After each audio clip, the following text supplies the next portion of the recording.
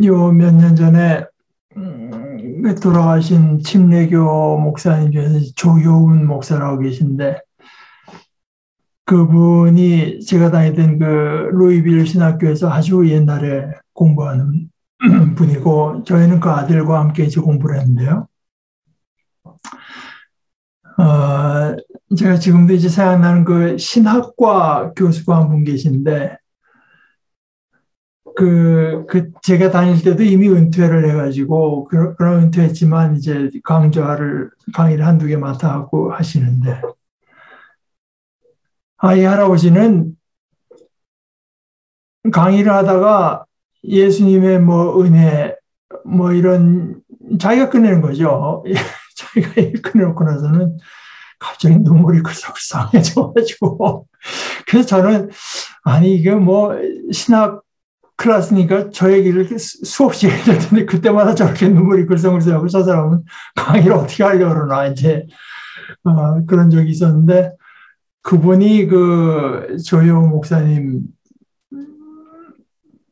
제가 이제 우리 집에 한번 그 할아버지 교수하고 부부를 초대를 해서 같이 저녁을 먹으면서 한 얘기가 이제 그 조효 목사 얘기를 하시면서 그 저희 신학교가 루이빌에 있고 그래서 저 차로 한 2, 30분, 20분 나갔는데 교회에서 이분을 이제 그때 이제 설교해 달라고 초청을 했답니다. 침례교는 이제 그게 신학교를 나와서 꼭 목사가 되는 게 아니고, 이 사람이 설교자로서 하나님의 부르심을 받았다고 교회가 인정을 하면 안수를 하고, 신학교로 오는 건 이제 자기 실력을 키우려고 오는 건데요. 그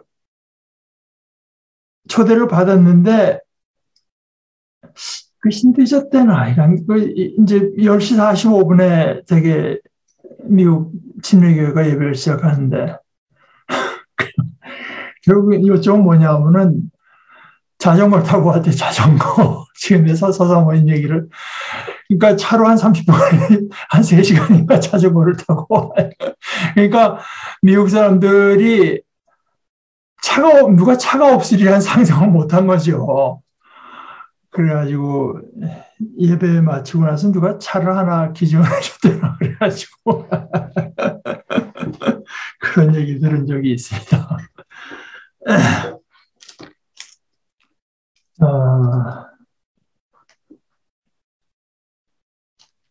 오늘 우선 그 갈라디아서 1장 1절에서부터 10절까지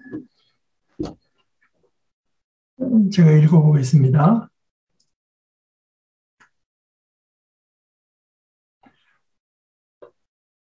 사람들이 시켜서 사도가 된 것도 아니요, 사람이 맡겨서 사도가 된 것도 아니요. 예수 그리스도께서 그리고 그분을 죽은 사람들 가운데서 살리신 하나님 아버지께서 임명하심으로써 사도가 된 나 바울이 나와 함께 있는 모든 믿음의 식구와 더불어 갈라디아에 있는 여러 교회에 이 편지를 씁니다. 우리 아버지 하나님과 주 예수 그리스도께서 내려주시는 은혜와 평화가 여러분에게 있기를 빕니다. 예수 그리스도께서는 하나님 우리 아버지의 뜻을 따라 우리를 이 악한 세대에서 건져주시려고 우리의 죄를 대속하기 위하여 자기 몸을 바치셨습니다. 하나님께 영광이 영원 무궁하도록 있기를 빕니다. 아멘. 여러분을 그리스도의 은혜 안으로 불러주신 분에게서 여러분이 그렇게도 빨리 떠나 다른 복음으로 넘어가는 데는 나는 놀라지 않을 수 없습니다. 실제로 다른 복음이 있는 것은 아닙니다. 다만 몇몇 사람이 여러분을 교란시켜서 그리스도의 복음을 왜곡시키려고 하는 것뿐입니다. 그러나 우리들이나 또는 하늘에서 온 천사들일지라도 우리가 여러분에게 전한 것과 다른 복음을 여러분에게 전한다면 마땅히 저주를 받아야 합니다. 우리가 전에도 말하였지만 이제 다시 말합니다. 여러분이 이미 받은 것과 다른 복음을 여러분에게 전하는 사람이 있다면 그가 누구이든지 저주를 받아야 마땅합니다. 내가 지금 사람들의 마음을 기쁘게 하려 하고 있습니까? 아니면 하나님의 마음을 기쁘게 해드리려 하고 있습니까? 아니면 사람의 환심을 사려고 하고 있습니까? 내가 아직도 사람의 환심을 사려고 하고 있다면 나는 그리스도의 종이 아닙니다. 벌써 이제 여기까지만 보더라도 영어로 말하면 either or 또는 이것이냐 저것이냐 하는 이 논조가 굉장히 뚜렷하죠. 이것도 저것도가 아니라 이거냐 저거냐, 이 복음이냐 다른 복음이냐, 사람이냐 하나님이냐, 이렇게 이제 보이는데, 우선이 우리가 이 내용을 이제 살펴보겠습니다만은, 우선 이렇게 언뜻 훑어봐서도 보이는 것이 이런 분명한 태도,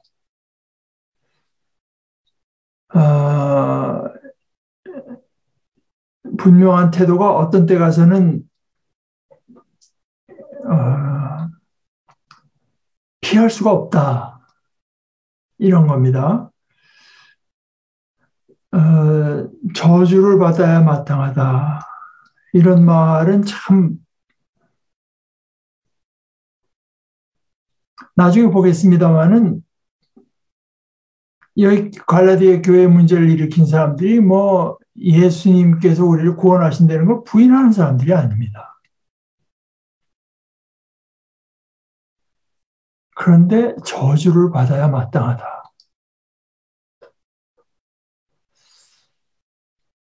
이것이 참 이런 어떤 그 분명한 태도를 취한다고 하는 것이 참 부담스럽죠.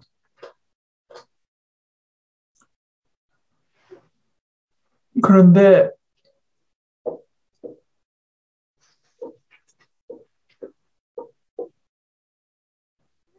그 앞서 지금 이 사람들이 와서 전하고 사람들이 거기에 혹하는 이 내용이 받아들일 수 있는 내용이냐 없는 내용이냐,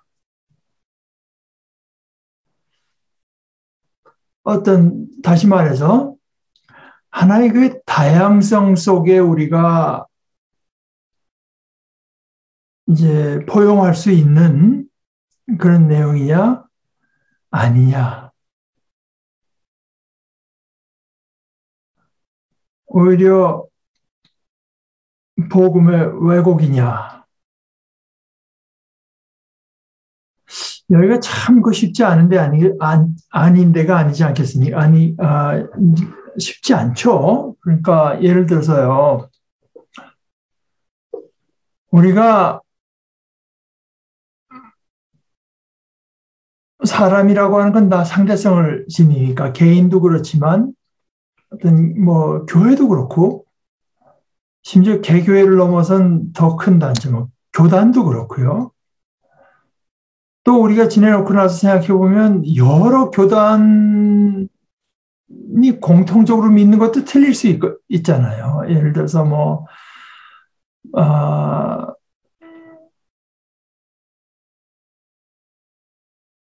갈릴레오 같은 경우가 교회에 따라서 이제 틀렸다고 생각하고 어떤 교회는 맞다고 생각한 것도 아니에요. 대부분의 이제 교회가 다 성경의 가르침과 어긋난다고 생각하지만 사실 그게 그렇지가 않았잖아요.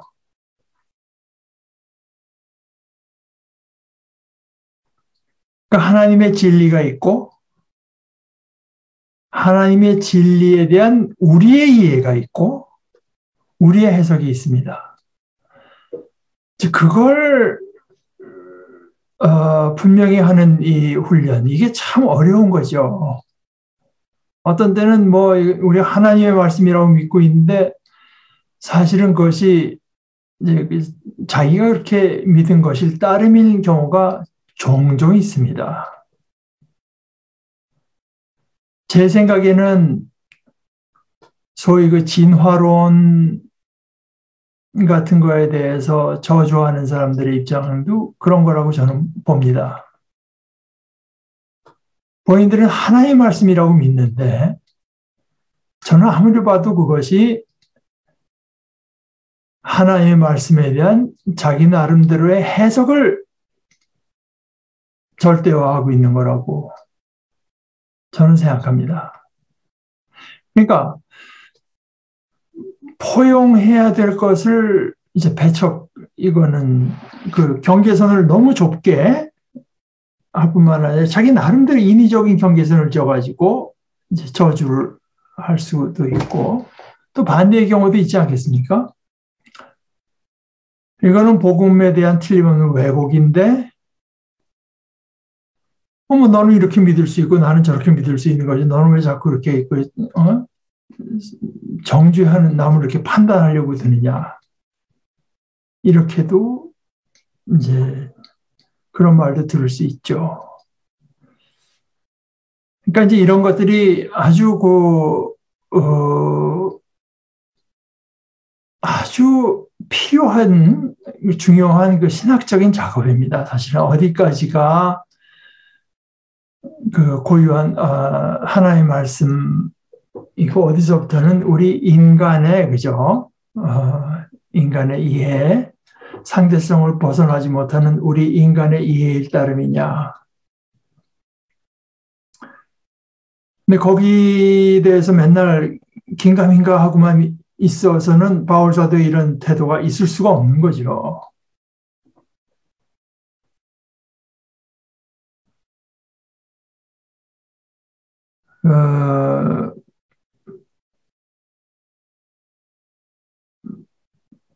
그 내용이 무엇이었는지는 우리가 이제 조금 살펴보면서 이제 좀 더 자세히 보도록 하십시다. 그런데 이런 어떤 우리가 어디까지는 다양성 속에 이제 포용을 할 것이고 어디서부터는 이 복음의 진리로서 우리가 양보할 수 없는 선이 어디인가 하는 것을 가려내는 것이 굉장히 중요하다는 것만은 이제 분명한 거죠. 처음에 이제 뭐 사람들이 시켜서 사도가 된 것도 아니고 사람이 맡겨 사도가 된 것도 아니요. 뭐 이제 그렇게 말을 하지만 원어로 이제 보게 되면 첫 단어가 파울로스입니다. 바울. 두 번째 단어가 사도. 파울로스, 아포스톨로스. 그다음에 not from people, human beings. 그러니까 사람들로부터 그러니까 여기서 이제 시켜서 뭐 맡겨서 이렇게 우리말로 번역한 것이 원어로는 다 하나의 전치사로 되어 있는 겁니다. 아포라고. 사람들로부터가 아니고 또한 사람들을 통해서도 아니고 처음에는 이제 사람들로부터 복수를 썼고 두 번째 사람을 통해서 여기서는 단수를 썼습니다. 사람들로부터도 아니고 사람을 통해서도 아니고 그러나 예수 그리스도와 아버지 하나님을 통해서 이제 같은 그 처음에 통해서라는 전치사 디아라고 하는 걸 썼는데 이게 이제 우리 개혁성경엔 다 말미암았다고 했죠. 그러나 여기 새 한글 성경에는 다시 이제 통해서, 거기는 번역을 이렇게 했어요. 바울입니다. 사도입니다. 사도가 된 것은 사람들이 시켜서 된 일도 아니고, 그러니까 제가 복수라고 했죠. 사람들로부터도 아니니까 사람들이 시켜서 된 일도 아니고, 그다음 건 단순히 어떤 한 사람을 통해서 된 일도 아닙니다. 예수 그리스도님과 하나님 아버지, 곧 예수님을 죽은 사람들 가운데서 일으켜 살리신 분을 통해서 자기가 사도가 됐다고 하는 거죠. 이제 그렇게 소개를 하고, 2절에 가서는 그리고 저희 사도뿐만 아니라 그리고 나와 함께 있는 모든 형제들. 그러니까 뭐 우리 요즘에 남녀 간의 성에 대해서 우리가 예민해지면서 영어로도 다 이제 옛날엔 뭐 남자 맨으로 또는 이렇게 통칭하던 이제 맨 우먼 하는 식으로.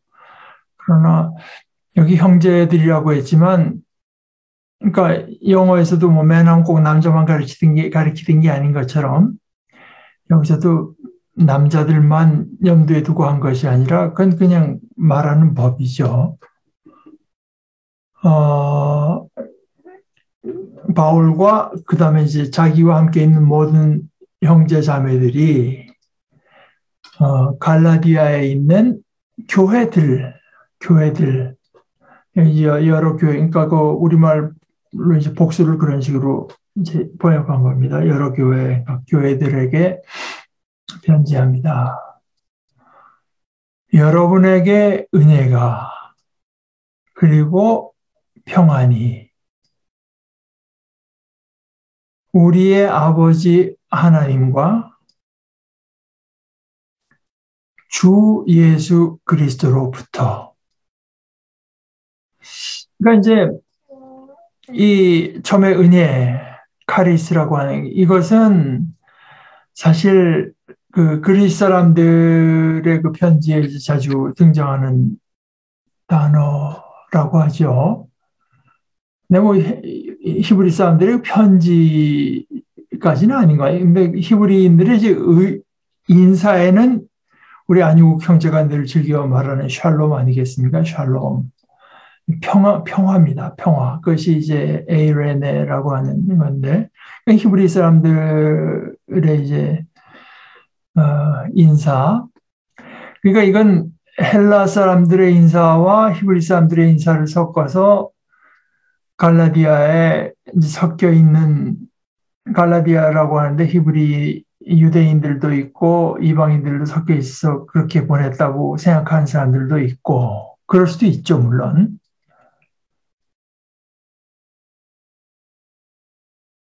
그런데 또 어떤 사람들은 이건 뭐 그냥 그 사람들이 하던 그 인사법이니까 이 내용에 대해서 너무 자꾸 그렇게 그 내용 깊이 들어갈 필요가 없다. 그냥 안녕하십니까 하는 정도로 받아들이면 된다고 주장하는 사람도 있고, 뭐 그것도 또 그럴 수 있죠. 그러나 또 하나 가능한 것은 이제 저는 한 서너 가지가 서로 간에 이렇게 배척하는 게 아니고, 한꺼번에 같이 우리가 생각할 수 있는 내용이라고 보는데, 은혜와 평화라고 하는 것이 마치 우리 영어 배울 때 bread and butter, 그러면 빵과 버터라기보다 버터 바른 빵, 이런 식의 문법적인 구성으로서 하나님 우리 아버지와 주 예수 그리스도로부터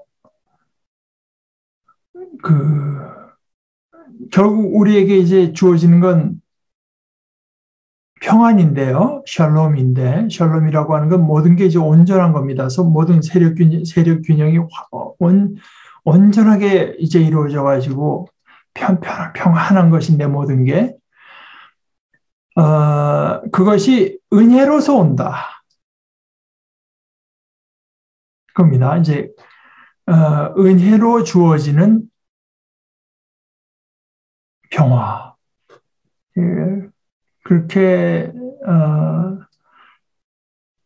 저는 이해하는 편입니다. 그러나 아까 말씀드린 대로 뭐 단순한 인사말일 수도 있다고 생각을 하지만 그럼 인사말을 굳이 이런 식으로 이제 바울 사도가 말을 정해서 할 때는 그 나름의 뜻이 있을 거라고 저는 생각을 하고 또한 헬라 히브리에 서로 간에 인사하는 내용을 섞어 쓴 것이 거기 있는 여러 섞여 있는 그 구성원들을 염두에 두고 했다는 말도 뭐 그럴 수도 있을 거라고는 생각을 합니다. 그런데 이제 그 하나님 우리 아버지와 주 예수 그리스도로부터는 그 주 예수 그리스도는 4절에 가서는 이제 더 그리스도에서 더 말하기 시작하죠. 자신을 주신 분,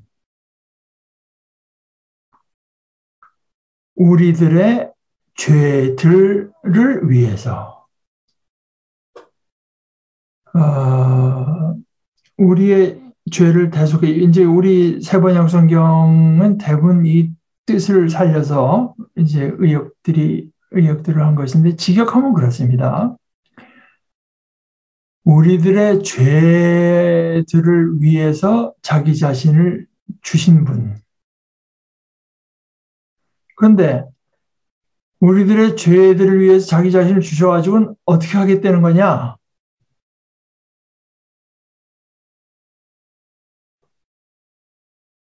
지금 현재 우리가 당하고 있는 이 악한 세대로부터 우리를 건져내시기 위해서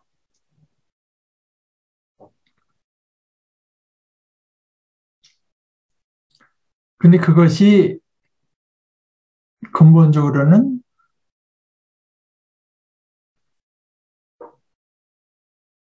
하나님 그리고 우리의 아버지이신 분의 뜻을 따라서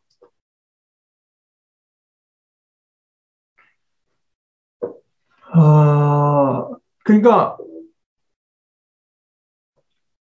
여기 악한 세대라고 하는 거는 어떻게 생각하면은 우리가 외부적인 그런 환경과 조건을 말을 하는 것 같고 우리 죄악이라고 하는 거는 우리 자신 속의 것 아니겠습니까?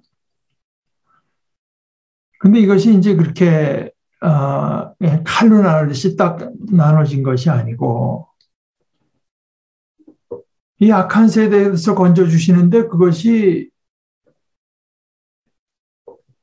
우리 죄를 위해서 자기 자신을 주시는 것으로 악한 세대로부터 건져낸다. 이거 참 묘한데죠. 아니, 악한 세대로부터 건져낸다고 하면은 우리가 예를 들어서 이제 뭐 어떤 분은 이걸 갖고 이제 묵시적인 구출 작전이라고 이제 이름 붙인 학자도 있다는데요. 마지막 날의 구출 작전. 그러니까 여기는 상당히 왜냐하면 이 묵시적인 그 용어들이 등장을 하고요. 또 이사야서 53장에 그 고난받는 양, 우리 죄를 위해서 대신 희생당한 그 양, 어린 양의 이미지가 오늘 그 지금 4절에 뚜렷이 드러나 있는데 이 묵시라고 하는 건 뭐냐 하면은 구약에서는 예를 들어서 다니엘서나 뭐 스가랴서 같은 또는 신약의 제일 대표적인 책은 역시 요한계시록이죠. 그런데 제일 기본적인 어떤 그 관점이 현재는 악한 세력이 이제 득세하고 있고 사로잡고 있고 그것이 현 세계고요. 현 세대. 오는 세대가 있다. 하나님의 뜻이 온전히 이루어지는 세대가 이제 온다. 그러면서 이제 그런 그 묘사에 있어서는 아주 좀 어떤 데 심지어 기괴하기까지 한 여러 가지 그 이미지를 동원해서 암호 같고 이제 그런 표현들이 많이 등장하는 게 지금 묵시 문학의 특징들인데 바울 사도는 그 묵시 문학적인 그런 표현을 그 글을 써낸 건 아니지만 그러나 기본적으로 그런 현 세대는 악이 득세하고 있고 이제 하나님의 뜻이 온전히 이루어서 평화로운 세대가 오고 있다. 이건 꼭 바울 사도뿐이 아니라 제가 늘 말씀드리다시피 요한에게 있어도 우리가 영생이라고 번역하는 그 단어가 오는 세대의 삶, 오는 세대의 생명이라고 하는 뜻이니까요. 그래서 이 악한 세대, 현재의 이 악한 세대로부터 구했는데 우리로 하여금 현재 악한 세대가 아닌 다른 세대에 속하게 하기 위해서 말하자면은 우리의 소속을 옮기기 위해서는 우리 죄를 그야말로 우리 죄를 위해서라고는 했지만 새 번역의 번역대로 죄를 대속하기 위해서 자기 자신을 내어주신 그것이 이제 은혜 아니겠습니까? 이제 그 은혜, 그러니까 하나님 우리하고 그것을 뜻하신 근본적으로 가장 그것을 뜻하신 하나님의 아버지와 그 일을 이루신 예수 그리스도로부터 은혜가 주어져서 그 은혜가 마침내는 평안, 온전한 그 샬롬을 이루게 되기를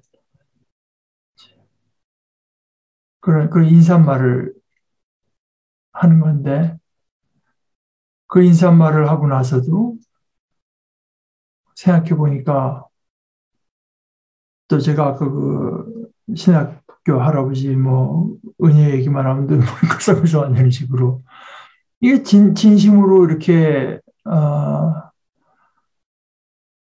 하나님께서 뜻하시고 예수 그리스도께서 이루신 일을 생각을 하니까 곧바로 5절에서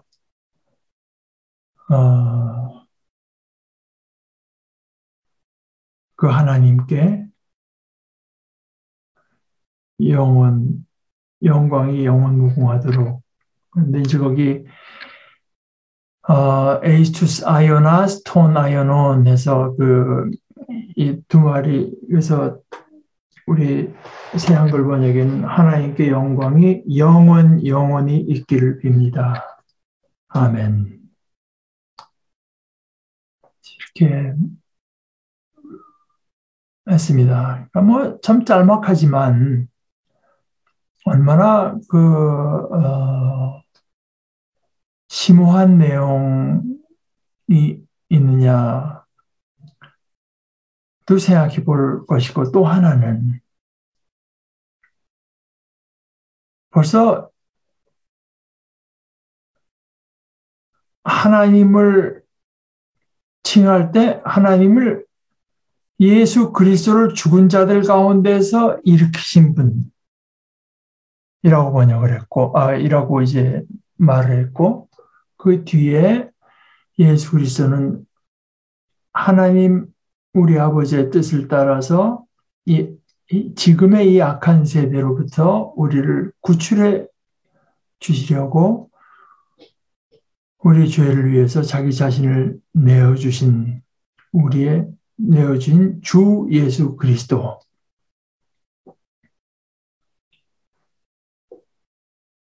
그러니까 여기 십자가와 십자가와 부활의 메시지가 아주 짤막하지만 아주 간결하면서 강력하게 여기 이제 쓰여진 것은 아무리 봐도 제 생각에는요, 갈레디아 교인들이 여기서 헷갈리고 있다고 본 것 같아요, 여기서. 나타나기는 뭐 할례라든가 이런 문제로 나타났지만, 이 다른 복음을 어떤 사람들이 갖고 와서 할례를 받아야 된다고 했을 때 고린도 교인들이 거기 혹하고 거기 흔들렸다고 하는 것은 뭐냐? 예수 그리스도가 뭘 했는지, 하나님께 아버지께서 뜻하신 것이 무엇이었는지, 말하자면 얼마나 결정적인 일이 일어났는가에 대해서 갈라디아 교인들이 흔들리고 있다, 헷갈리고 있다. 그 판단을 한 것이 아니겠느냐.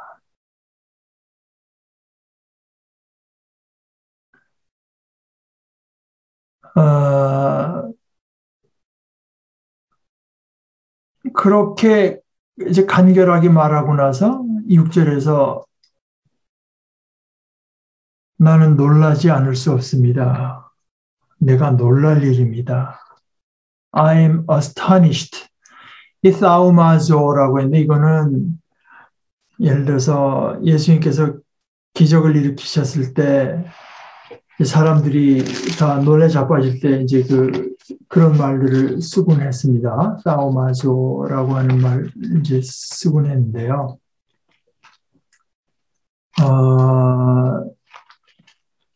내가 참 놀랍니다. 그러니까 예수님도 몇 번 놀라셨죠. 예수님이 놀라신 것은 사람들의 믿음 없음. 어떻게 이렇게 믿음이 없을 수가 있나? 어떻게 이렇게 안 믿는 쪽으로 이제 고집을 부릴 수가 있나?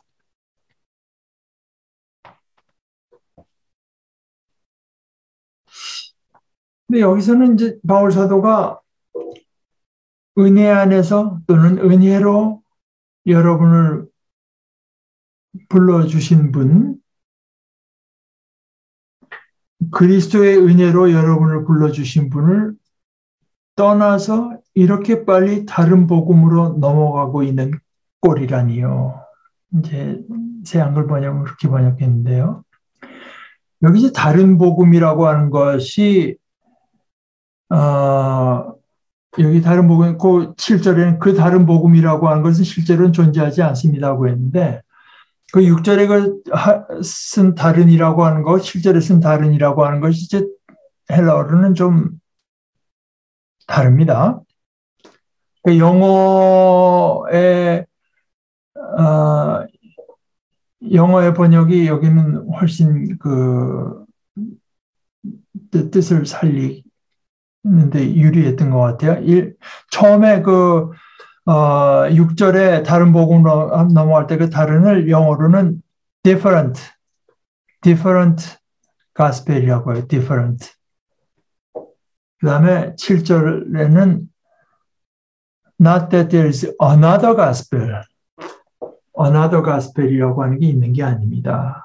그러니까 6절에 있는 그 different라고 번역한 말은 우리가 호모 헤테로 할 때 그 헤테로입니다. 헤테로. 그러니까 이질적인 복음으로 이제 갔다고 하는 뜻이고 7절은 그야말로 뭐 복음이 여러 개 있었고 이것도 있고 저것도 있고 그런 단어 알로라고 하는 이제 말을 쓴 겁니다. 그러니까 different 한 복음으로 이제 갔다. 그런데 사실은 복음이 두 개, 세 개가 있는 게 아닙니다. 이제 그런 식으로 말을 한 건데, 그렇게 빨리, 그러니까 여러분들이 회심하고 나서 그렇게 빨리 갔다. 제가 이제 놀랐다. 예수님도 좀 놀라기도 했지만, 여기서도 그 빠르다고 하는 말도요.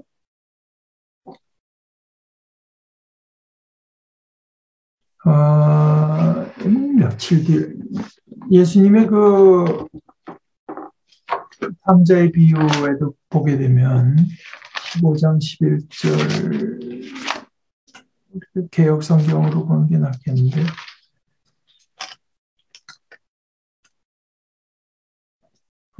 예수님께서 그 탕자의 비유 이렇게 말씀하신 또 가라사대 어떤 사람이 두 아들이 있는데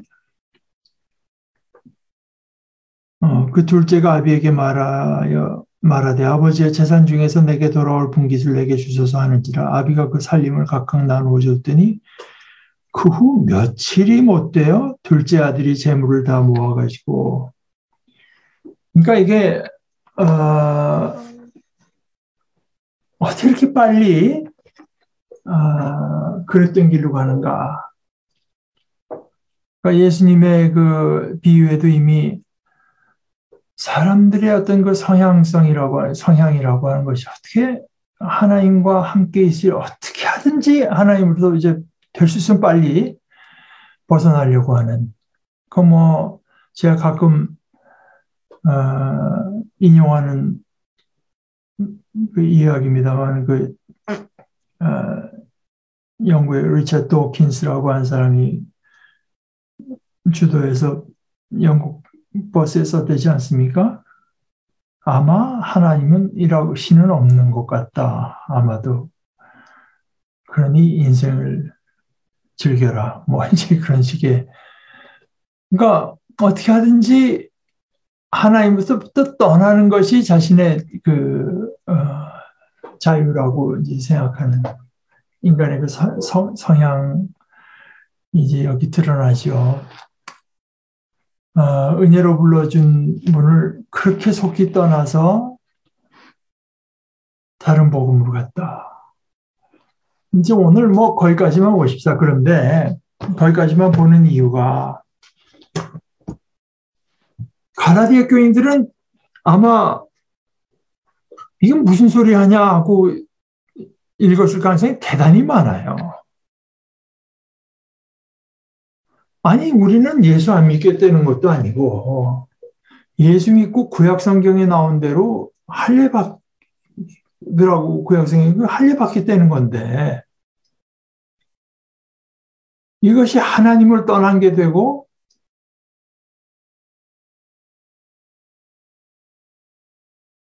다른 복음, 말하자면 복음 아닌 것, 권현경 교수의 표현을 빌자면 배교 했다고 하는 식으로 이제 나오니까 아마 우리 한국 사람들의 그 소위 심성으로 본 점은 이 사람 너무한 거 아니야? 이제 이렇게 나왔을 가능성이 대단히 높죠. 우리가 교회 안 나오겠다는 것도 아니야. 예수 안 믿겠다는 것도 아니야. 할례 받겠다는 그것도 좋은 뜻으로 성경의 말씀을 따라서 받겠다는데 이게 지금 무슨 소리 하는 거냐. 그러니까 본인들이 뭐별 생각 없이 또 제가 이제 우리말로 기와이면 다홍치 마.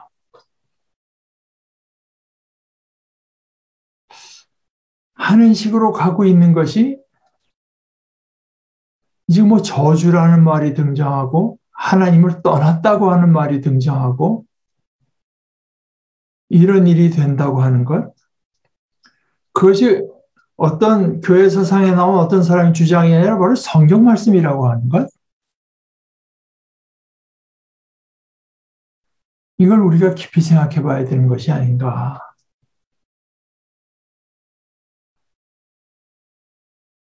우리가 그러고 있을 위험성은 없느냐.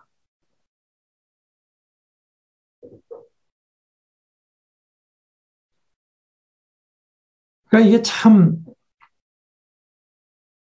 제가 이제 여러분하고 나눌 생각을 하면서 생각을 정리하다 보니까 그런 생각이 드는 겁니다. 예를 들어서 바울 사도가 그 고린도전서 13장에서 지금은 거울로 보는 것 같이 희미하다고 하잖아요.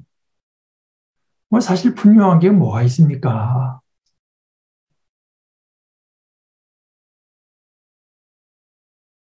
신학자들이 하는 말도 몇십 년 지나서 이렇게 비판받다 보면은 그 당시에 어떤 그 사조에 이제 따라서 한 말들이 얼마든지 발견되고요.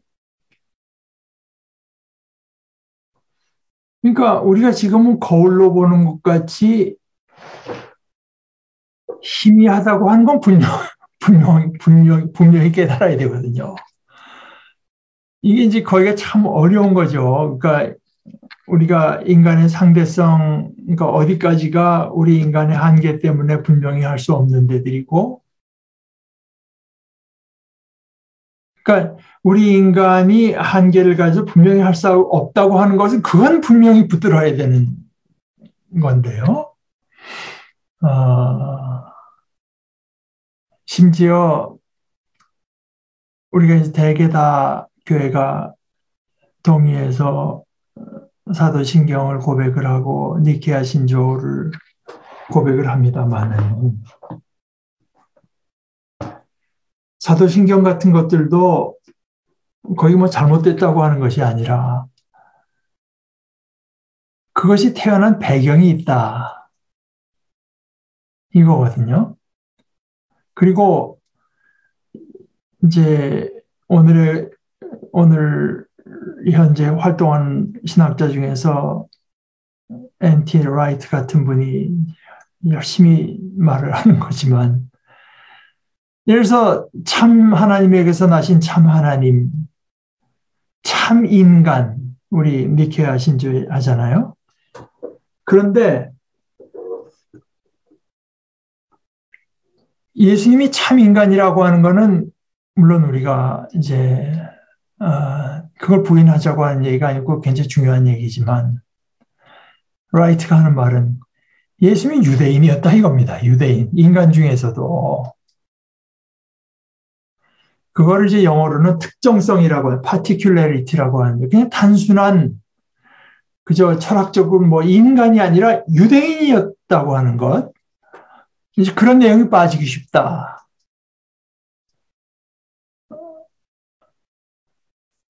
그러니까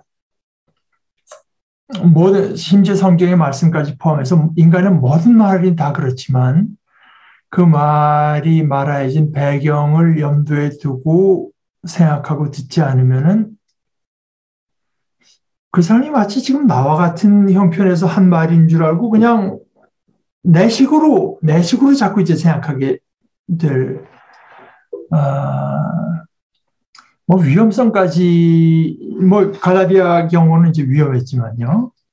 이제 그렇게 해가지고 어떤 그 나름대로 어떤 왜곡을 하게 될 가능성이 이제 언제나 있죠.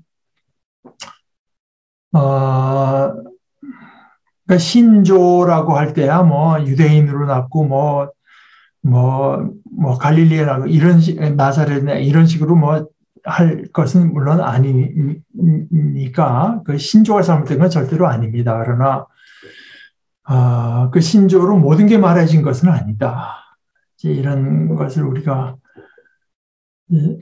생각할 필요가 있습니다.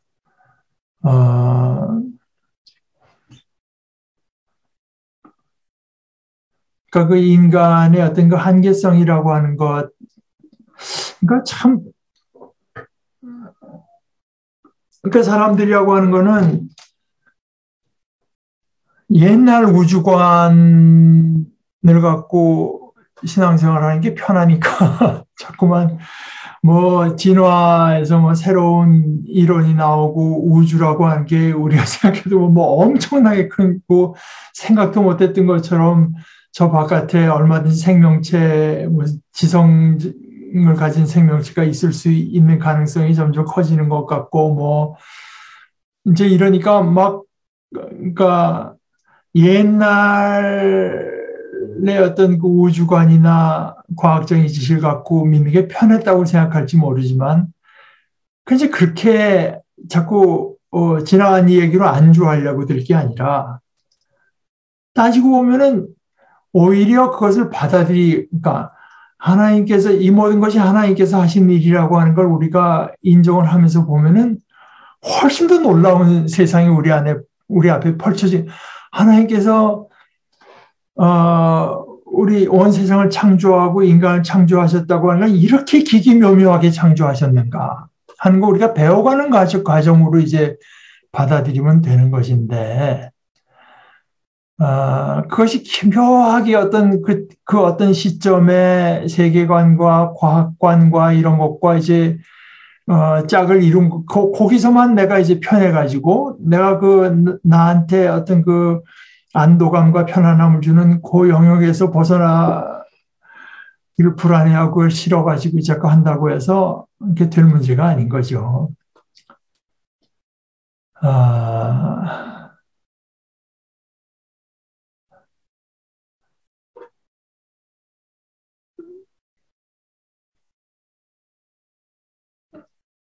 그러니까 특별히 이제 오늘 그 16절 같은 것, 여러분을 예수 그리스도의 은혜로 불러주신 그분으로부터 여러분들이 이렇게 속히 떠나서 다른 복음, different, 뭐 틀린 복음이라고도 할 수 있죠. 우리말 다른 거와 틀림이 뭐 어떻지만 하여간. 그러나 뭐 원어로는 틀렸다는 말은 아직은 안 나옵니다만은 이질적인 이종 헤테로한 복음으로 간 것을 보고 제가 지금 경악하고 있습니다. 이제 그런 말을 썼는데, 그러면 좀 우리가 좀 묵상을 해봤으면 좋겠어요.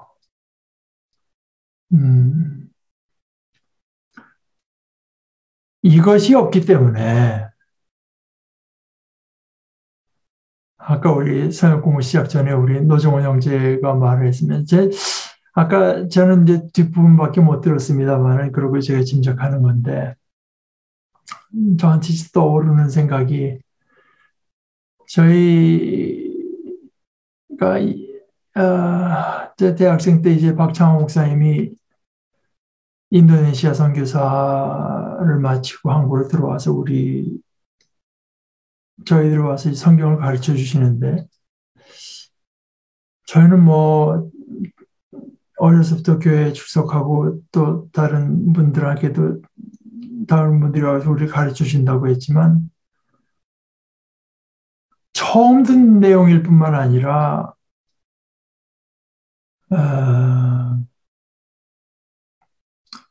그만큼 내용이 있다 이렇게 느껴졌기 때문에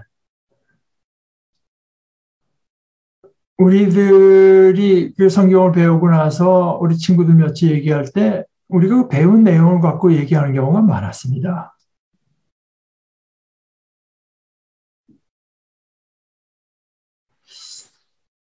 그러니까 이제 저도 뭐 나이가 이렇게 되고 또 제 의사인데다가 뭐 저랑 같이 공부하던 학교 다니던 아이들 뭐 그래서 제가 사실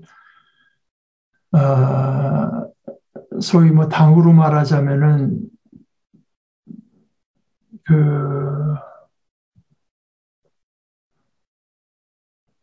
저는 지금 이름 국민의힘 그런 거는 정당으로 저는 이제 생각을 할 수가 없으니까 그냥 이익을 위한 범죄단체 비슷하게 저는 생각을 하고 있으니까. 그런데 제가 그렇게 생각하는 쪽에 속한다고 하는 거는 참 제 나이에 뭐 이런 것이 굉장히 드문 일인데 그러다 보니까 뭐 친구들이랑 말할 때 참 불편하죠. 저는 말을 잘 안 하려고 하는데 아까 노정훈 형제는 친구들이 자꾸만 그 정치 얘기를 해요. 근데 저는 얘기하려면 너무 기본적인 것부터 얘기를 해야 되겠고 그래서 근데 제가 생각하는 건 이제 제 친구들이니까 친구들한테 흉금을 열어놓는 것이 좋겠다고 생각을 하면서도 또 제가 그 공자님 말씀 중에 좋아하는 게 소인들이라고 하는 거는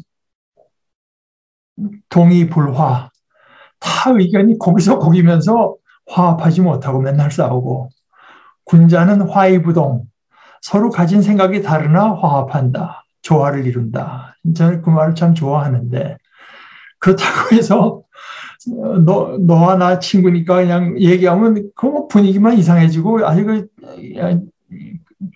그래서 제가 생각한 게 그거예요. 보니까 더 높은 차원의 어떤 관심을 내가 가지는 수밖에 없구나. 그러니까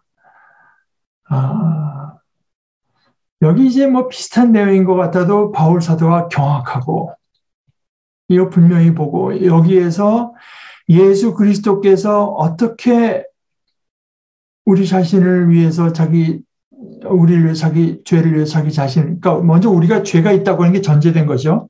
또 우리가 악한 세대 가운데서 지금 고통을 겪고 있다고 하는 게 전제된 거죠. 그리고 거기서 어떻게든지 우리를 이제 구출시키고자 하시는 그 하나님의 뜻, 이것이 바울 사도가 뭐 안 가르쳤을 리가 있습니까? 그러나 바울 사도에게 있을 것이 얼마나 절실했는가.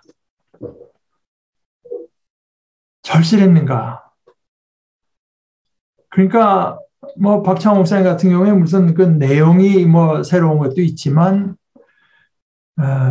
우리가 뭔가를 느꼈기 때문에 이제 자연히 우리의 관심이 거기에 이제 쏠린 게 있거든요. 그러니까 사실 예수 그리스도의 십자가와 부활, 그 모든 것의 근원이 되시는 하나님, 그렇게 해서 우리에게 은혜를 베푸시고 우리를 온전한 그 샬롬으로 이끄시는 게 위해서 특별히 바울 사도라고 한 사람을 이제 택해서 보내신 이런 모든 것들이 우리에게 얼마나 절실한 것으로 다가오냐에 따라서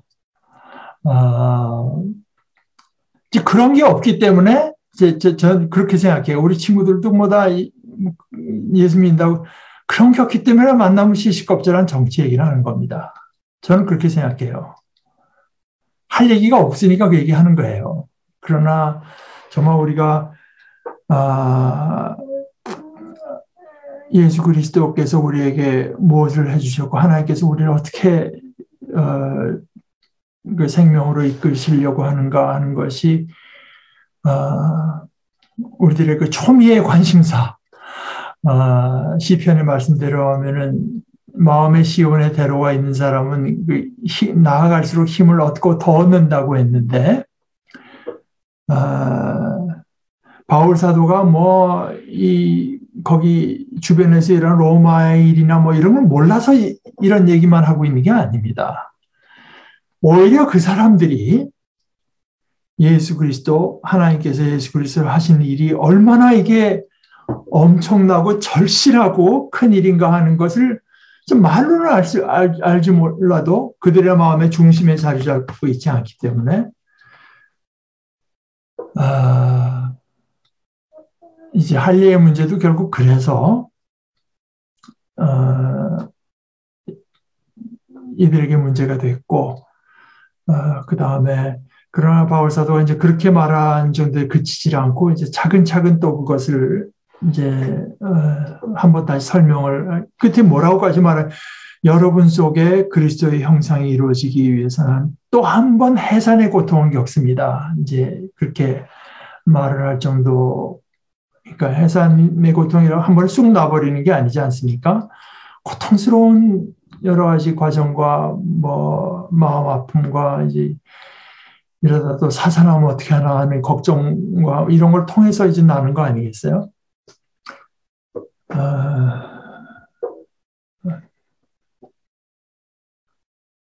그러니까 그 문자로만 그냥 단 심상하게 넘어갈 것이 아니라 이것이 과연 이렇게 경악할 일인가? 왜 나는 잘 경악이 안 되나?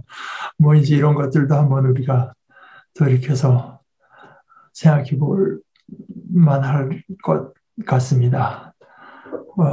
오늘은 뭐 우리 그 정도만 하시죠. 그리고 음, 다음에 1장 6절부터 다시 한번 이어서 내용을 한번 보시면 좋겠습니다.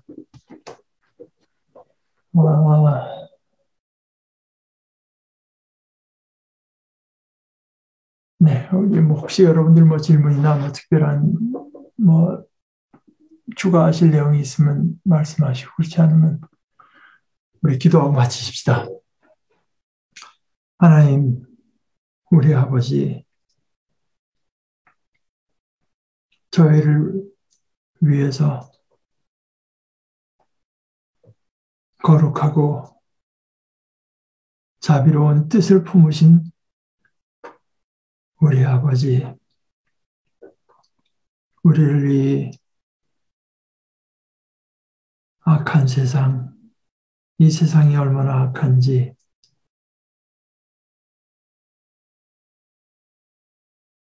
저희들이 다는 알지 못해도 저희들이 아는 것만 갖고 봐도 이 세상은 참으로 악합니다. 그러나 이 세상만이 악한 것이 아니라 그 속에 있는 우리의 속에 많은 죄가 있고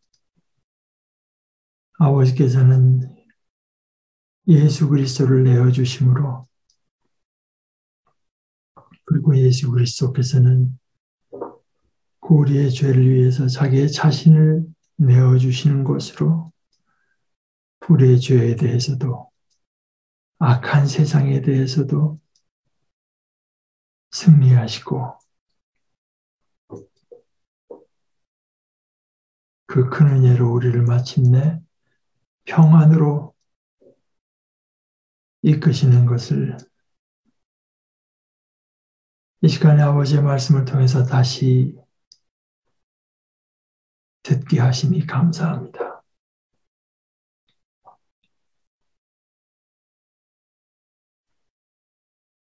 저희들의 마음이 이 우리들의 온 관심의 중심이 되어서 마땅한 아버지와 예수 그리스도의 사랑과 구원의 역사에 늘 있고 늘 집중되기를 원합니다. 저희들에게 믿음을 더하시고 지혜를 주시고 지금도 호시탐탐 우리의 주의력과 우리 품은 생각을 혼잡하게 하기 위해서 이러저런 모습으로 저희를 회방하는 이 악한 세상에서 저희를 지켜주시옵소서. 예수님의 이름으로 기도합니다. 아멘.